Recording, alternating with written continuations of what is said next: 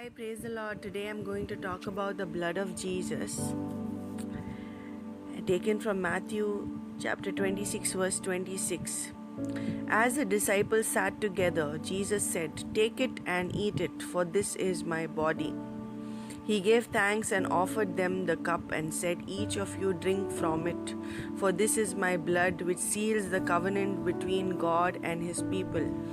It is poured out to forgive the sins of many," according to Matthew chapter 26, verse 27 and 28. So the blood of Jesus seals the covenant between us and God, between Jesus and his people. And we are bought and purchased by the blood of Jesus. According to Acts chapter 20, verse 28, "Keep watch over yourselves and all the flock of which the Holy Spirit has made you overseers. Be shepherds of the church of God, which he bought with his own blood." So Jesus has purchased us and bought us with his own blood. We belong to him. We belong to the blood covenant of God. And God takes covenants very seriously. He said, "You are my children, I have purchased you with my precious blood," Jesus said, "and you belong to me." And the second thing that the blood of Jesus does is reconciliation, restoration of a relationship. Reconciliation means restoration of a relationship. Peace with God through Jesus. According to Colossians chapter 1, verse 20, "And through him to reconcile to himself all things, whether things on earth or things in heaven, by making peace through his blood shed on the cross." So Jesus reconciled us back to God the Father through his precious blood. We have peace with the Father through the Son Jesus Christ by the shedding of his precious blood. So that's how we are reconciled back to God, reconciled back to our Father. Our relationship with him is restored through the blood of Jesus. Next is redemption. Redemption means saving, save from sins, from error, clearing a debt, getting possession of something. So Jesus clears our debt, our debt of sin. On the cross, he cleared it. He took all our sin, he took all our shame, he took all our guilt, he took all our sickness, he took all our disease, he took everything upon himself. So we are saved from our sin, and we are saved from the debt which we could not pay. He paid it on our behalf, and he took possession of us through his precious blood. In him we have redemption through his blood, the forgiveness of sins in accordance with the riches of God's grace. In other words, he is so rich in kindness and grace that he purchased our freedom with the blood of his Son and forgave our sins. So God gave us freedom from our sins through the blood of Jesus, and he forgave our sins through the blood of Jesus. It is by his blood that we are saved, and by his blood that we are cleansed, and by his blood that we are redeemed. The blood of Jesus purifies, cleanses. How much more then will the blood of Christ, who through the eternal Spirit, that is the Holy Spirit, offered himself unblemished to God, cleanse our consciousness from acts that lead to death, so that we may serve the living God. Hebrews chapter 9, verse 22 says, "In fact, the law requires that nearly everything be cleansed with blood, and without the shedding of blood there is no forgiveness." Even in the Old Testament, when anybody committed a sin, they had to give a sacrifice.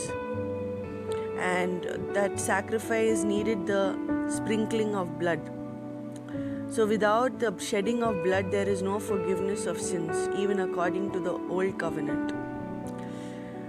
1 John chapter 1, verse 7, "But if we walk in the light as he is in the light, we have fellowship with one another, and the blood of Jesus his Son purifies us from all sin." So there's no sin that the blood of Jesus cannot purify us from. There's nothing that the blood of Jesus cannot purify us from. There's no error, there's no mistake, there's no sin. And if we walk in the light as He is in the light, we have fellowship with one another. And the blood of Jesus, His Son, purifies us from all sin. So if we walk in the light as God is in the light, we have fellowship with one another, and the blood of Jesus purifies us from all sin. So it's important for us to walk in the light. As God is in the light, we should also walk in the light. Hebrews chapter 10 verse 19. Therefore, brothers and sisters, since we have confidence to enter the most holy place by the blood of Jesus. In the Old Testament, in the tabernacle, they had the sanctuary and the most holy place, the Holy of Holies, which was separated from the sanctuary.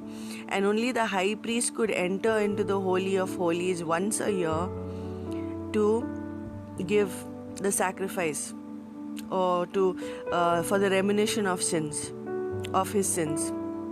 So Jesus, our high priest, entered into the Holy of Holies by his blood, and so we can enter the place of the Holy of Holies through his blood.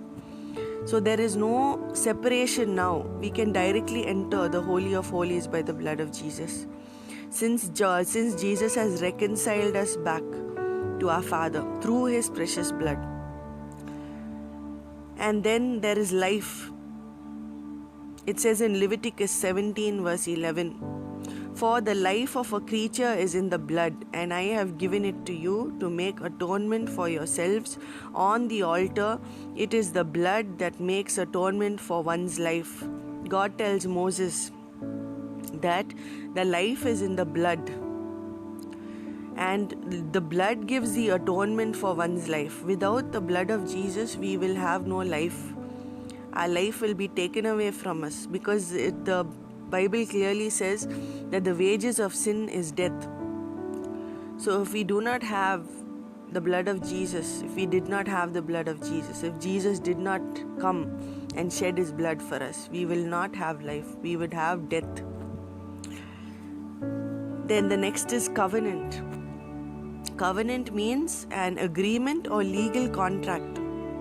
According to Matthew chapter 26 verse 28, this is my blood of the covenant, which is poured out for many for the forgiveness of sins. So Jesus and his church are in a blood covenant. We are in a covenant with God, and his blood is poured out for the forgiveness of sins, for his people, for his church.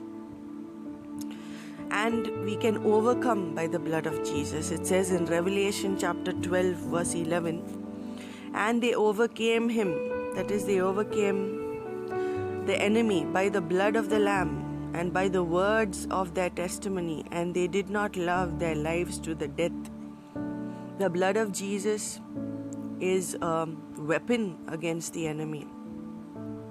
The enemy hates, does not like, flees at the sight of the blood of Jesus. He cannot stand when the blood of Jesus is upon you. So it's very important that you cover yourself every day in the blood of Jesus. Cover your house in the blood of Jesus. Cover your things in the blood of Jesus. Cover yourself and your family in the blood of Jesus, because it protects you from the enemy, and it protects you from the schemes and the plans of the enemy. The blood of Jesus speaks for you on your behalf.